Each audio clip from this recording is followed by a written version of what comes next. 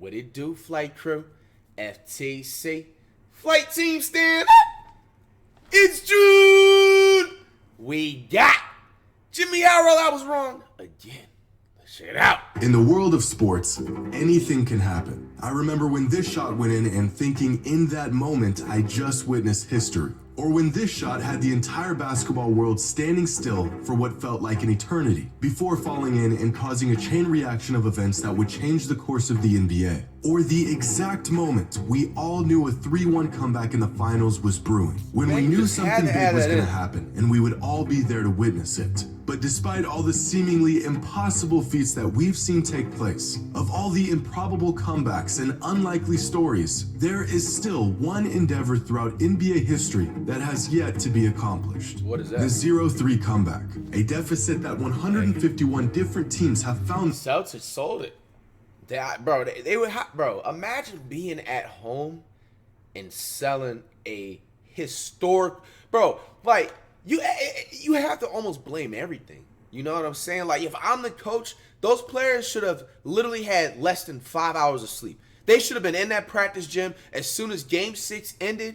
They should have like literally slept in the gym, sleeping bags on the floor, dinners brought to you in the court. You know what I'm saying? You obviously go to the bathroom whenever you want. You're not on lockdown or nothing like crazy like that, but you just can't leave the arena, bro, or practice facility, bro.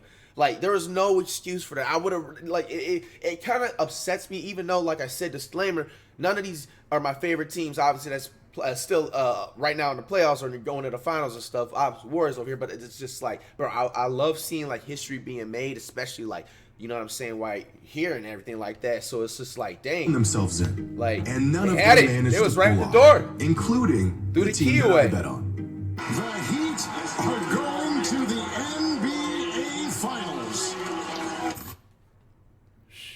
Today's video is sponsored by y'all favorite? winning those against Miami, the Boston. After falling to 0-3 in the Eastern Conference Finals against Miami, the Boston Celtics were given a 12.5% chance of winning the series. Odds that seemed unrealistically high considering no team has ever pulled off the dreaded 0-3 comeback. But after rallying together and rattling off 3 of the most important wins of their season, the Celtics found themselves with an opportunity to make history. Coming off of one of the most improbable last-second buzzer beaters to win Game 6, they had all the momentum. The Heat were deflated. Everything was in Boston's favor. My playoff prediction had somehow been resurrected. Hope was still alive. And so what did the Celtics do? They put together one of the most piss-poor Game 7 performances I've ever seen in my life. If you never hear me utter Jaylen Brown's name on this channel again, do not wonder why. Here's an idea. Dang, and it's crazy because I feel like I had like a soft like response and reaction way towards Brown. I mean, like, he overall played great. Yo, you know what I'm just noticing on the sideline? These guys got these red boots.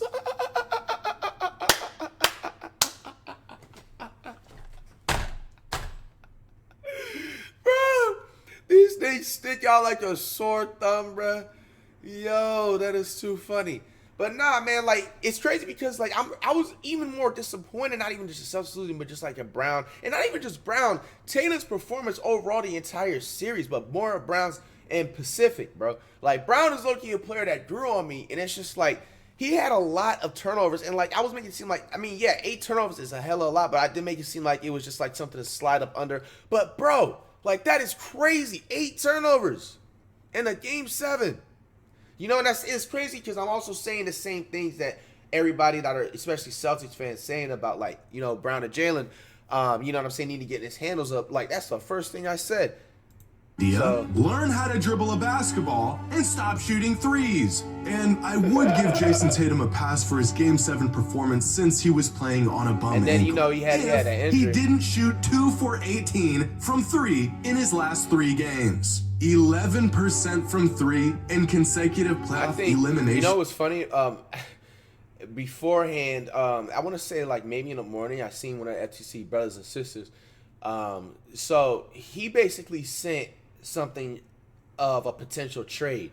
So Brown and Jaylen and the Brogdon dude this isn't like a confirmed NBA rumor, but this is like one of those, like, I think it was like a parody account or something like that. It wasn't like one of those, like, you know what I'm saying? It's not something that I don't think is viral that's about to happen or nothing, but it's just a, potential good idea. So they saying Brown and Jalen and a Brogdon for Poole, and I think the second player was like Moonja, if I'm not mistaken. I don't remember. But bro, hey, Warrior fans, bro, Brown and Jalen, Klay Thompson?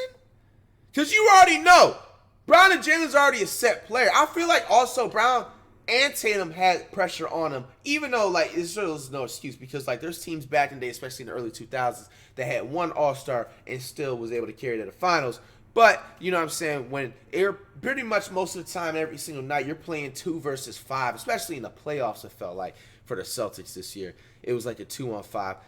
You got to give them a little bit of slack because I felt like they had a lot of pressure put on them, even though given the Derek White dude, who is a casual, but he was dropping a couple 20-point games. But overall, like, Brown and Jalen is always going to put up 18-plus points per game. He's already set in stone that type of a player. And I believe he was an all-star this year, too. You know what I'm saying? So, bro, hey, and then we get the Brogdon dude. Brogdon dude, I ain't going to lie, I don't really trust like that, bro, because, like, the certain games, and it had Celtic stains literally blowing my DMs up about, like, oh, you better have some respect for him. You have no type of knowledge. You need to be putting him in a line, calling him in a lineup. Bro, I ain't even hear about this man the last 3 games, bro. Did he attend a cookout that we didn't know about? I think he had a total of 5 points with those 3 games. So I don't really trust the Brown dude, but Brown and Jalen is a win-win and low-key a steal. Because to be honest with you, Poole is like 50-50. Now, Poole, hey, he can go to another team. I think Poole, honestly, at most, he'll be like Kuzma is with the Wizards. Like, he'll have his solid 15-plus points per game, but any team that he goes on, whatever, they won't go far in the playoffs. But, hey, Warriors got to make a run for Brown. That's the pickup we need to get. Brown and Jalen and a Gunther. There we go. Now we talk. Brother, hit a shot. And don't even get me started on Caleb first-team All-NBA Martin. God forbid he just plays like a normal player against the team that I bet on. No, he has to morph into a human flamethrower for 7 games and rip the hearts out of whatever Boston fans are left after this monstrosity. Have y'all seen Caleb's splits from the Eastern Conference Finals? 19 points per game, 60% from the field, and 49% from 3. That's 74% true shooting percentage for the series. The man makes $6 million a year and outplayed Mr. $100 million contract second-team All-NBA Jalen Dribble off my foot Brown. I am sick to my stomach, but I gotta give credit where credit is due. I know the Miami Heat are he's a tough. third overall They've got pick. a great team with a bunch of guys ready and willing to do whatever it takes to win. There's no ego, there's no drama, it's just great basketball. A few weeks ago, I said that as sports fans, we love the underdog story, despite the fact that it very rarely happens. Well, it just did. Because the Miami Heat are just the second 8th seed in NBA history to make it to the NBA Finals. Damn. The last team to pull this off were the New York Knicks in the lockout season of 1999. But what the Heat have done this postseason They has had a lockout of 99. actually never been done before. Because the worst regular season team to ever make the finals in the modern NBA were the 1981 Houston Rockets, who somehow made the finals despite having a losing record in the regular season. But this year's Heat team is the first team since the 1959 Minneapolis Lakers to make the finals while carrying a negative point differential throughout the regular season. Which means the Heat were essentially a below average team that somehow made it to the NBA Finals. So how does a team with absolutely no business even leaving a mark on the postseason manage to make it to the final stage just 4 wins away from an NBA title? Well, I want to take a moment to touch on a subject that I don't think gets talked about enough. The alpha. You know how in modern NBA discourse, whenever anyone brings up Mamba mentality, they're laughed at and dismissed like whatever they're referring to doesn't actually exist, or that it's even a misconception of some sort. To this day, especially older fans of the game will talk about how the greatest players of all time had the, don't make me say it, killer mentality. Over the years, this was a critical talking point among NBA fans on why some players found success in defining moments while others continued to fall short. This narrative in particular began to lose its credibility sometime over the last half-decade or so, as any player who didn't win a title was labeled as soft or lacking the killer mentality, despite there being about a million other factors that were failed to be considered. But we just saw firsthand what grit and determination and integrity and this elusive killer mentality that we've been dismissive of for years can do for a player and a team. Is Jimmy Butler more talented than Jason Tatum? No. And it's not particularly close. Is Caleb Martin nearly as talented as Jaylen Brown? Well, after this last series, I'd sure as hell say so. But really, no. Jaylen is the far more talented player. Should Gabe Vincent and Max Strus be starting throughout an entire conference finals series? Well, if talent was the deciding factor, then no. But it's not.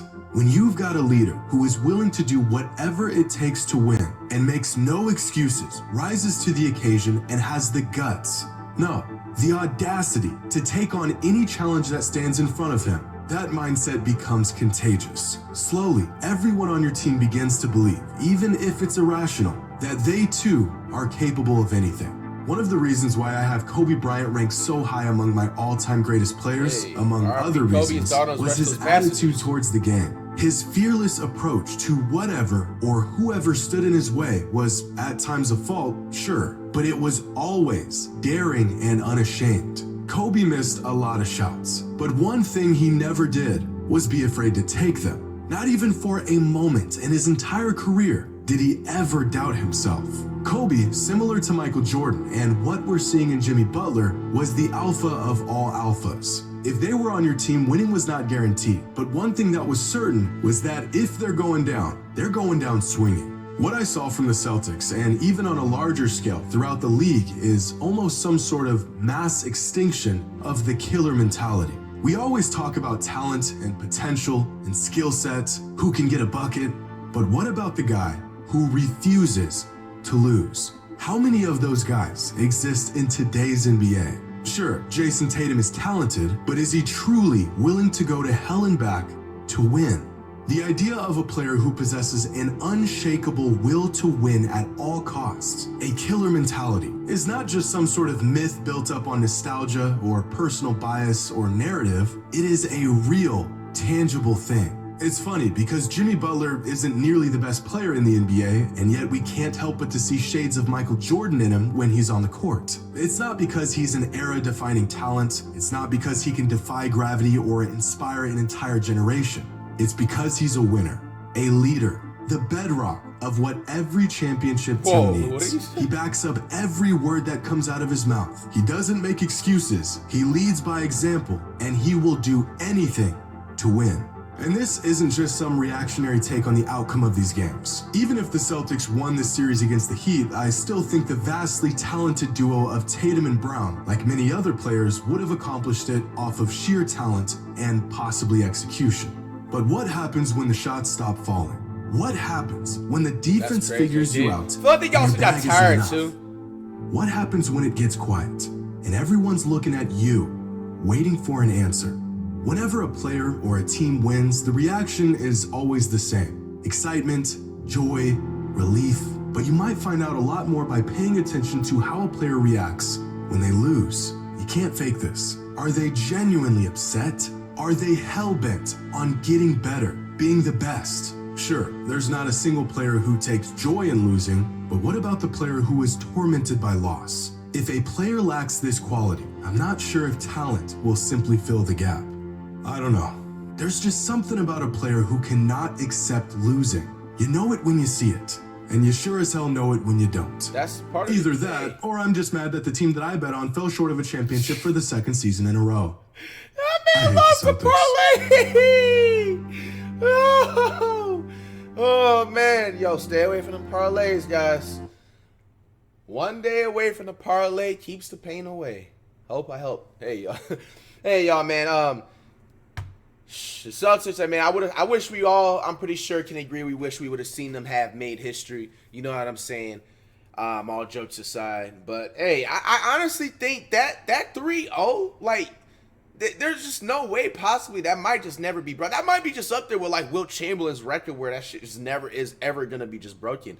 Like, because it's just probably like a certain time. You know what I'm saying? Like, you know what's crazy too? Thinking about everything, like the hype of even social media. Like, do you guys think that, like, what if this was exact sequence was going on, the same exact team and everything, maybe like in the 90s with like no type of, you know, there obviously was technology like and stuff, but not how it was advanced today. Do you think the Celtics potentially could have won that game? Because maybe I think they had so much social media hype and pressure and just like, you know, oh my gosh, I want to see them come back from 3-0. You know, so you never know what all falls together. But all we know, Celtics, better luck next year. And good luck to the Heat and good luck to the Nuggets, man. Comment down below. Who do you guys think who's going to end up winning the finals?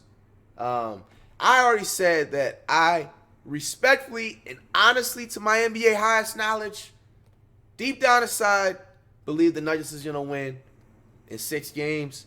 But, you feel me? I gotta rep Florida, you know what I'm saying? Gotta support the Heat, you know what I'm saying? Like, just like, yeah, I'm a root for them to go in 7 games just to get that little trophy for Florida, you know what I'm saying? And then, you know, hey, I think the Nuggets is gonna take it, to be honest with you, in 6 games. Jokic, bro, he there's no, who's gonna guard him, bro? Think about that. Like, Abden May was gonna be getting sunned. And if they try to double team, they got Murray or Jamal, aka Brandon Roy Jr.